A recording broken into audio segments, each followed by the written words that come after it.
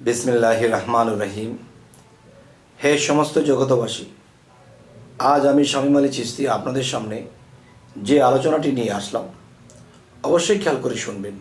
आजकेर ए आलोचनाटी अनेक दुर्दान्त होते पारे ज्ञानेर जन्य, प्रेमिकेर जन्य एवं भावुकेर जन्य। आजकेर ए आलोचनाटा खुबই स्पेशल होते जाच्छे। अच्छा, तो आजकेर कथाटी हलो कि जे आल्लाह यदि चाय एकजन ओली आउलिया आल्लाहर बंधु आल्लाह यदि चाय एकजन आउलियार प्रसाब दिएও এই বিশ্ব জগতের একটি সাইড চালিয়ে দিতে পারে। একজন ওলি আউলিয়ার প্রস্রাব দিয়েও আল্লাহ যদি চায় জগতের এক সাইড চালিয়ে দিতে পারে, সেটা কেমন করে? যেমন আল্লাহর লীলা বোঝা বড় মুশকিল। যেমন একটি জায়গায় আমরা ছোটবেলায় জেনেছি, এখনো তা জানি বা শুনি, বা আরও একটি বিষয় আমি বলিনি যে কথাটি নিয়ে আজকে থাম্বনেলে দেখেছেন যে আউলিয়ার প্রস্রাব দিয়েও আল্লাহ দুনিয়ার একটি সাইড চালাতে পারে যদি আল্লাহ চায়, সব পারে। দেখুন, একজন আউলিয়া সে কি করেছে, সে তার সাধনে থাকে, সে তার ধ্যানে থাকে, কিসের খাওয়া, কিসের দেওয়া, কিসের নেওয়া কোনো কিছুই ঠিক নেই।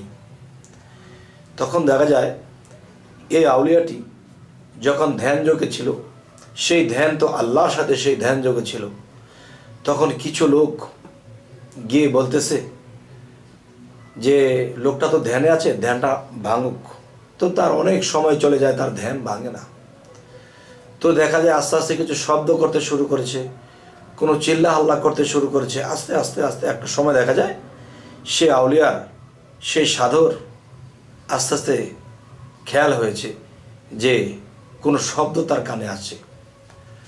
তখন তারা বলতে লাগছে, দেখেন আমরা দান খেত করব, আমাদের দান খেতই তো আমাদের সম্বল, নাহলে ছেলে মেয়ে নিয়ে আমরা কি করে বাঁচব। তখন বলতে লাগলো যে দেখেন আমরা খাল খনন করেছি, পানি নেই, এবং দেখা যায় যে ক্ষেতের মধ্যে যে পানি যাবে সেই জোল করেছি, সেই পানি যাওয়ার কোনো সেখান দিয়ে যে পানি যাবে সেরকম হদিস নেই, কোনো জায়গা থেকে পানি আসছে না, এখন আমাদের জমি জমা হবে না, আমরা তো না খেয়ে মরব। তখন সে আউলিয়া বলতেছে, তোমাদের পানির যে যাওয়ার যে জায়গাটা কেটে কেটে যে জোল করেছ, ক্যানাল করেছ, সেটি কোথায়? তখন তিনি বললেন যে আমার সাথে চলেন। তখন সেখানে যাওয়ার পরে দেখালো, এই দেখেন আমরা ক্যানাল করে রেখেছি, এখান দিয়ে পানি যেয়ে যে ক্ষেতগুলো ভরবে, তখন ক্ষেতে আমরা ধান লাগাবো। তখন সে তখন বলল যে কাজ করো, এই জায়গাটির মধ্যে একটা বেড়া দাও। বেড়া দেওয়ার পরে তাদেরকে বলতেছে যে আমার খুব প্রস্রাব পেয়েছে রে বাবা, আমার খুব প্রস্রাব পেয়েছে, তোরা এখান থেকে চলে যা, চলে যা। তখন সবাই চলে গেছে। দেখেন আল্লাহর কুদরত। এই সাধু, এই আল্লাহর ওলি কি হলো দেখেন, এই ক্ষুদ্র বিশ্ব, মহাবিশ্ব, ক্ষুদ্র বিশ্ব এবং মহাবিশ্ব, এই ক্ষুদ্র বিশ্বের সাথে মহাবিশ্বের মিল, আর মহাবিশ্বের সাথে ক্ষুদ্র বিশ্বের মিল। যখন আল্লাহ চায় যে ক্ষুদ্র বিশ্বের সাথে সেই মহাবিশ্বের একাকার করে দিতে পারে, মিল করে দিতে পারে। তো এখন কথাটি হলো, সে যখন সেই বেড়ার ভিতরেই চলে গেল, সে যখন সেখানে প্রস্রাব করতে বসে গেছে, সে যখন প্রস্রাব করতে ঢুকেছে, সে অনেক দূর থেকে মানুষ দেখতেছে যে পাগল বা আল্লাহর ওলিটা এর ভিতরে ঢুকলো তো বের হচ্ছে না। সে যে প্রস্রাব করতে বসেছে, আসলে কি বাবা প্রস্রাব? তার এখান থেকে বের হচ্ছে, মেশিনের মতো বের হচ্ছে। বের হতে হতে হতে হতে প্রত্যেকের খেতে খেতে, প্রত্যেকের ধান ক্ষেতের মধ্যে পানি যাচ্ছে। সে যখন কিছুক্ষণ পরে এখান থেকে বের হয়ে আসলো, আর সবাই দেখছে পানি দিয়ে সকলের ক্ষেত ভরা, কিন্তু সে তো সেখানে প্রস্রাব করতে গেছে। বাবারে, এটা তো প্রস্রাব করার নমুনাটি দেখিয়েছে। মূলত আল্লাহর কুদরতে তার মধ্যে যে পানির মালিক, যে পানি পরিচালনা করে, পৃথিবীতে প্রত্যেকটা জিনিসের পরিচালক আছে, বাতাসের পরিচালক আছে। যেমন আমরা কোরআনে দেখেছি, পড়েছি যে লোকমান হাকিম এই বাতাস থেকেও কর নিত, তাহলে তাকে আল্লাহ এই শক্তি দিয়েছে। ঠিক আগুন, পানি, বাতাস, মাটি এই সমস্ত কিছু পরিচালনা করার জন্য আল্লাহ সেই মালিক সৃষ্টি করে দিয়েছে, সুবহানাল্লাহ। এবং সেই মালিকের সাথে যখন এই আল্লাহর ওলির সাথে আল্লাহ লিঙ্ক করে দিয়েছে, তখন সেই পানির মালিক তার এই ক্ষুদ্র বিশ্বের সাগরের সাথে, সেই মহাবিশ্বের সাগরের সাথে তাকে লিঙ্ক করে দিয়েছে। তখন কি হচ্ছে, এখান থেকে মানুষ দেখতেছে প্রস্রাব যাচ্ছে, প্রস্রাব করতেছে, নাউজুবিল্লাহ। আল্লাহর কুদরতের সাহায্যে সেখান থেকে ক্ষুদ্র বিশ্বের থেকে আল্লাহর কুদরতি পানি যাচ্ছে, সকলের ক্ষেত ভরে যাচ্ছে। এ হলো আল্লাহ একটা বিষয়, যে আল্লাহ সব কিছু পারে, সব কিছু পারে এবং সব কিছু দেখাতে পারে। এবার আসবো অন্য একজন আউলিয়ার কাছে। দেখেন, একটি দেশে, একটি গ্রামে খুবই আকাল লেগেছে, পানির অভাব, চৈত মাস, কোনো বৃষ্টি হয় না, মাটি ফেটে গেছে। মাটি যদি ফাটিয়া ফাটিয়া থাকে তাহলে তো সেখানে ফসল হবে না, আর ফসল যদি না হয় তাহলে দুর্ভোগ মানুষের জীবনের, ছেলে মেয়ে, মা বাবা সকলেই না খেয়ে থাকবে। তো এখন তারা অনেক চেষ্টা করে খাল খনন করে পানি আনতে পারে না, নদী, সাগর, খাল, বিল কোথাও থেকে পানি পায় না, বৃষ্টি হয় না, মানুষের হাহাকার অবস্থা। গোলার মধ্যে অল্প কিছু চাউল ধান আছে, এ তো অল্প কয়েকদিনে শেষ হয়ে যাবে, হতাশায় হতাশায় ঘুরছে। তখন একজন বলল, আরে ওই যে আমাদের বটগাছতলা একটা পাগল বসে থাকে, চল চল আমরা তার কাছে যাই, তার কাছে গিয়ে আমরা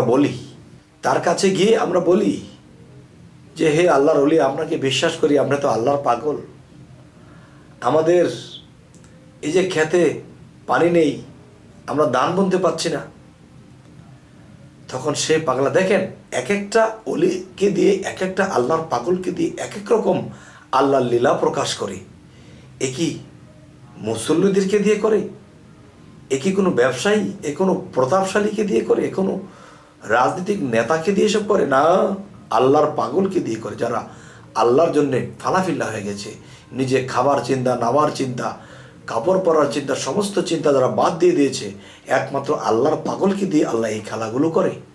তো এখন বিষয় হলো, দেখুন সেই পাগলের কাছে কিছু লোকজন গেল, বাবারে আপনি আল্লাহর ওলি, আপনি যে আল্লাহর পাগল, এটা আমরা বিশ্বাস করি, এটা অবশ্যই আমরা বিশ্বাস করি, তবে আপনার কাছে খুব আশা নিয়ে এসেছি যে আল্লাহর সাথে আপনার সম্পর্ক ভালো, আপনি যদি একটু দয়া করতেন, আল্লাহকে বলতেন, তাহলে আকাশ থেকে বৃষ্টি নামতো, আর বৃষ্টি নামলে আমরা ক্ষেত খামার করে আমাদের ফ্যামিলি সংসারকে বাঁচাতে পারতাম।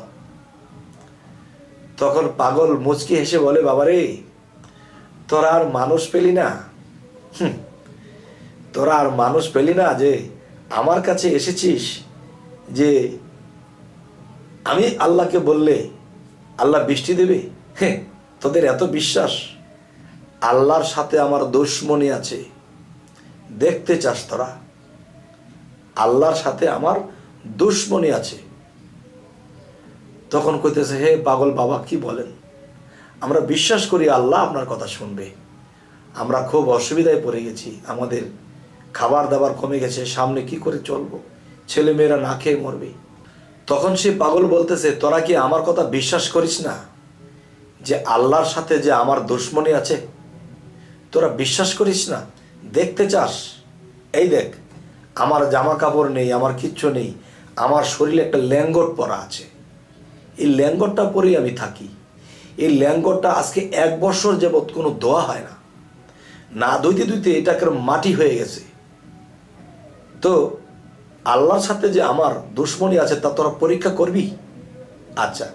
তখন পাগলা উলঙ্গ হয়ে নিজের ল্যাঙ্গরটা দিয়ে দিয়েছে, নে এই ল্যাঙ্গরটা ধো, পানি দিয়ে ধুয়ে রোদ দে, রোদে শুকালে পরে আমি পিনব, তবে দেখবি আল্লাহর সাথে যে আমার কি দুশ্মনী, আমার ল্যাঙ্গরটা শুকতে দিবে না, আল্লাহর সাথে আমার কি দুশ্মনী, দেখ তোরা দেখ, ধো।